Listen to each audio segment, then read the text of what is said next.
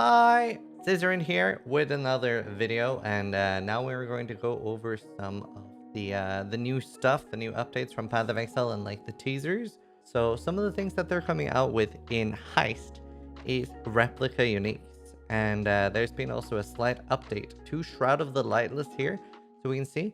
So we see that the Socket Gems are now supported by level 25 elemental penetration. A lot of people are theorizing that elemental penetration is now going to be a gem. We don't know if it's going to be buyable from the vendor or if it's only something you can get by selling a replica Bitter Dream, one of the new Bitter Dream gems. If you don't know, Bitter Dream is a scepter, which is basically a 9 link or a 10 link. I can't remember, but it has a lot of socket gem supports. The replica Bitter Dream has elemental penetration as a gem. So people are obviously instantly asking, do I get elemental penetration gem if I sell it? And Beck said, well, you just gotta sell it and find out. So I think the obvious answer here is yes. And this also like sort of confirms that by the fact that it's a level 25 gem on Shroud of the Lightless. It'll probably be a blue gem. I think they should do things like that. Like Period of Element should be a white gem. They already have white gems, so there's no reason not to. It'll be interesting. But here we have the replica Shroud of the Lightless. It's very insane, especially with how easy it is to get a 6 link or more in a different slot. For example, a glove or a helmet or even a weapon. The first thing that came to mind when I saw this, like, I mean, we've done things like abyssal socket stacking on a lot of bow builds. But the first thing that like really came to mind here when I saw this was minion builds. Because the flaring roll or the flat physical roll on the ghastly jewels are very, very high. They're insane. So that's already used in a lot of builds where you will like do that. You can't combine this with the animate guardian chest, chains of command, but you can still like do some pretty cool stuff with it. Like for example, if you could have had a Void Forge animate guardian with this, then you know 6 additional abyssal sockets with the flaring roll on it would be like insane Void Forge damage. That's probably part of the reason why this would be a chest, but there's still a lot of cool things that you can do with this. A lot of things scale very nicely with it, especially when you have a lot of summons. So I really hope I get one. I think that would be very, very cool to play with. So yeah, minions is like the first thing that stood out. And that's also very, very easy to 6-thing in your helmet. And you can get a bunch of life on this too, or energy shield. Like you can get, what, 230, 240 flat life on this. So, you know, as long as you get good jewels. Nice chest. And we have here Soul Tether, a very, very popular choice, especially in hardcore for survival. It gives you Immortal Ambition, which is, you know, the ES overleach that used to be on Soul Tether. It is now like a Legion keystone. But yeah, very, very strong, especially since like, yeah, belt slot can be very easy to sacrifice for a lot of builds. And it does have the up to 6% max life as extra energy shield too. So this is a very cool belt to begin with. The reason it's used so much is because it gives you Slayer Overleach because you're never considered full life. But now we have a Replica Soul Tether. This gives you Corrupted Soul. It still gives 4% of your max life as a maximum energy shield. Now, a lot of the time, I would quite like using Immortal Ambition and Corrupted Soul at the same time. Maybe they're removing Corrupted Soul, so you can't do that. I think that would be a mistake personally, because it's sort of used because a lot of the builds that would use this normally struggle hard with survival anyway. One example being like an assassin or an assassin auto bomber, like something like, you know, something that really doesn't get a lot of survival can actually get a decent amount with using Immortal Ambition and Corrupted Soul, or just Corrupted Soul. So maybe they've removed Corrupted Soul from the Legion jewel. It's very cool though. It's a very cool replica version. I feel like replicas, they didn't really need to call them replicas. For a lot of them, they're whole new uniques, basically. Like it's just a bunch of new like build enabling uniques being added to the game. So I think that's probably the coolest part for me so far about Heist. Tuko Hama's Fortress, a shield that I am not a big fan of because it forces blood magic on your character, and obviously there's so many strong things that you can do with your mana. And the replica version is for brands. You can cast an additional brand, 40% increased brand damage Personally, still not a huge fan. It just doesn't really work well for the builds that I normally run.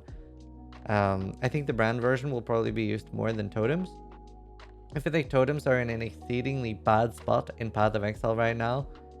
They're completely viable, don't get me wrong, right? You can do all the content in the game with totems. I don't know, Simulacrum might be sketch, right? Like, I feel like totems are bad brands, because with totems you have the huge downside of they can be stunned and they can be killed, right? Brands, they can't be killed, they can't be stunned. So yeah, I feel like totems with the way they are right now are just bad brands. Again, you can obviously do everything in the game, Awakener and anything like that. It's going to be interesting to see how rare these are, because Tukohama's Fortress is so rare. I think I might only have found one. I might have found two.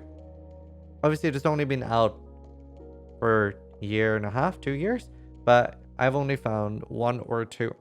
So exceedingly rare item. Is the replica going to be more common, or we don't know? Like, you know, a replica, cheap knockoff, right? It could be more common, but then again, it also wouldn't surprise me if it's more rare. It's Crane Gear Games. We never really know what they're gonna do.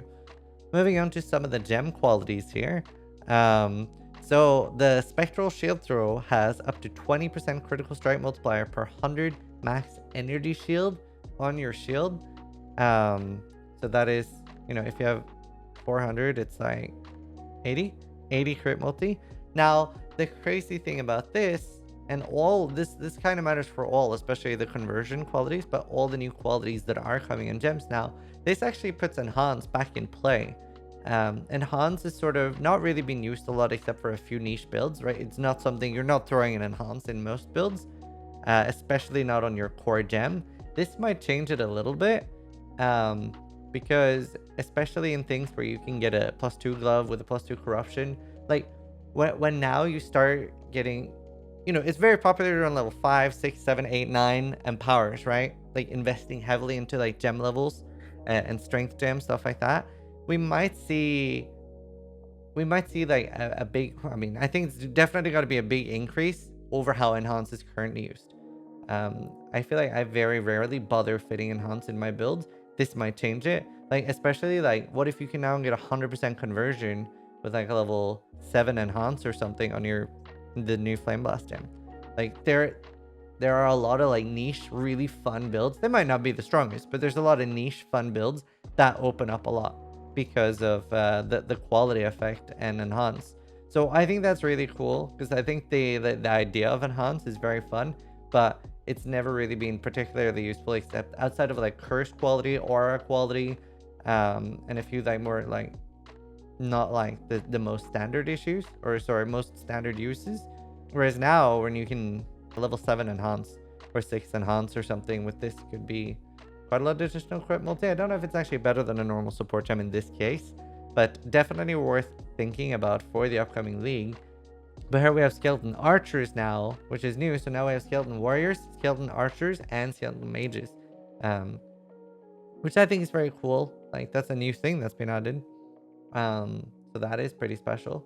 Very, very excited. But obviously right now we only, as far as I know, we only have Skeleton Archers part of the Vaal skill gem, right? I'm guessing it's the one that shoots Vaal Rain of Arrows and stuff. I'm not 100% sure. I actually have never ran a skeleton build, like an actual skeleton build. I run like the popcorn ones a little bit, but yeah, never run a proper skeleton build. Pretty awesome, and I've heard a lot of good things about it.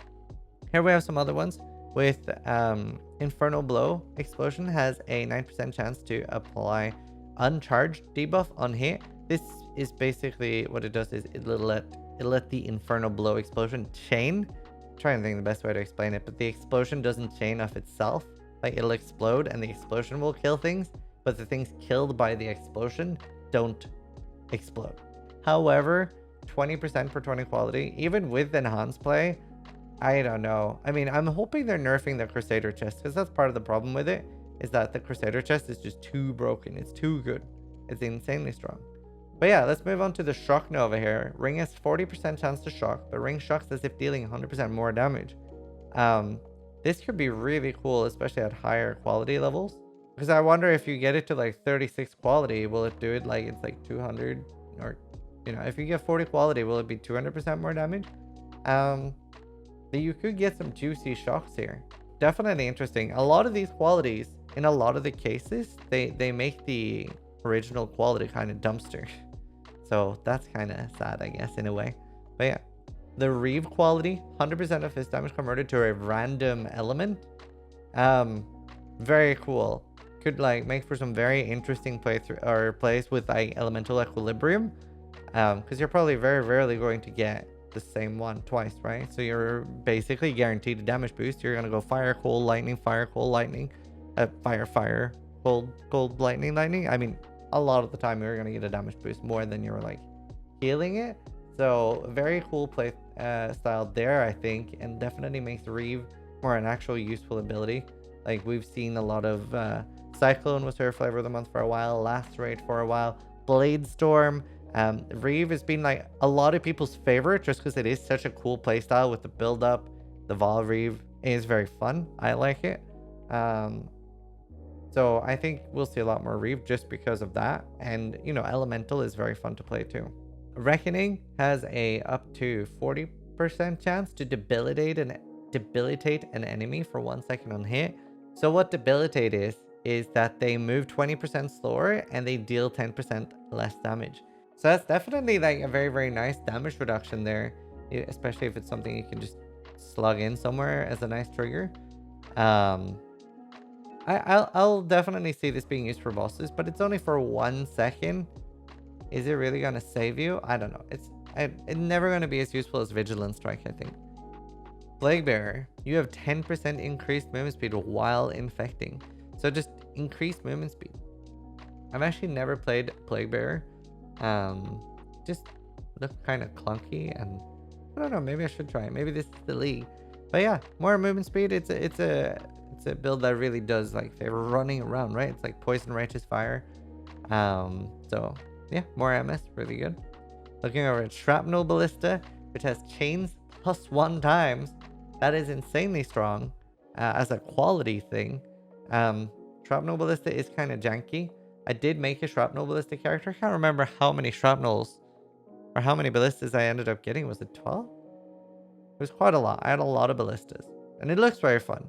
The chain +1 is very, very nice. So getting that for free on the quality.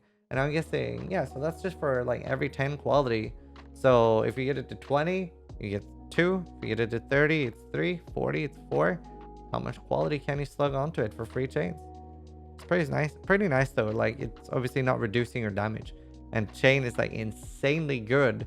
The big downside to chain is that in a lot of cases the way you get it has such a big damage penalty.